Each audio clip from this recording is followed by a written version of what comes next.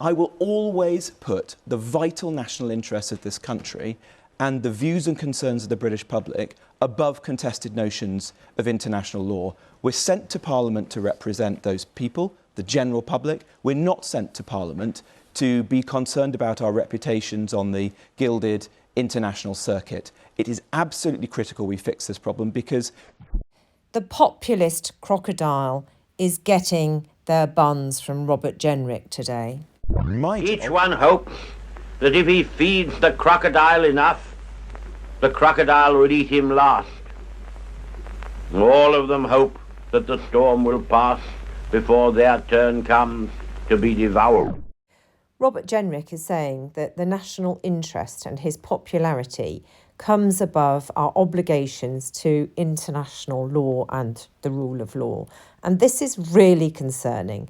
You only have to listen to Bill Browder to understand how fragile the situation in Europe is right now because of the war in Ukraine. Do you think things are in Kyiv at the moment?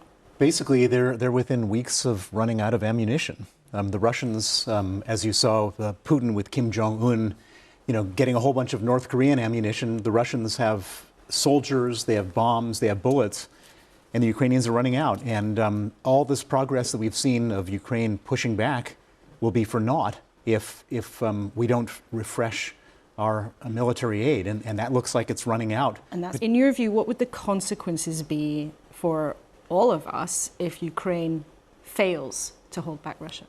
Well, I think everybody needs to understand that Putin's goals are not to stop at Ukraine. If Ukraine runs out of guns, Putin succeeds in the invasion that we thought he was going to succeed in 3 days in. He takes whatever piece of Ukraine, and then perhaps there's like a short-term lull. He rearms, and then the next thing he does is he goes after Estonia or Latvia or Lithuania. And these countries are our NATO allies. Mm-hmm. We have a treaty obligation to defend them.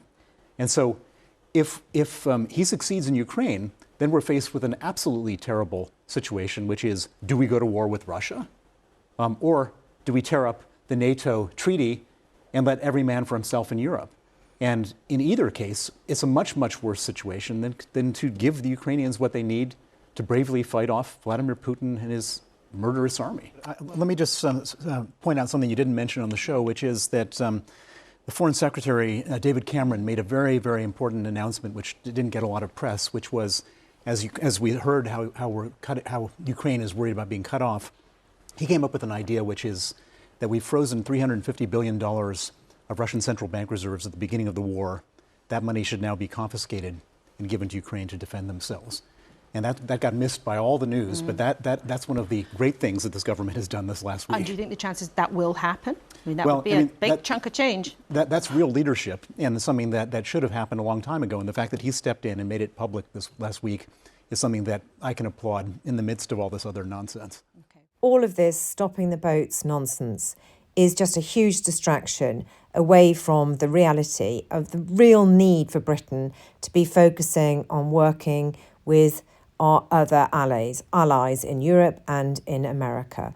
There is huge problems for us, particularly with food, because of Brexit. We are in a very weak situation. And as far as I'm concerned, a government should be focused on stopping Vladimir Putin getting back into Europe, ensuring that we stop the erosion of our food security and the damage to our food supply. Thanks for watching this video. Do comment below, let us know what you think, and don't forget to subscribe to our channel.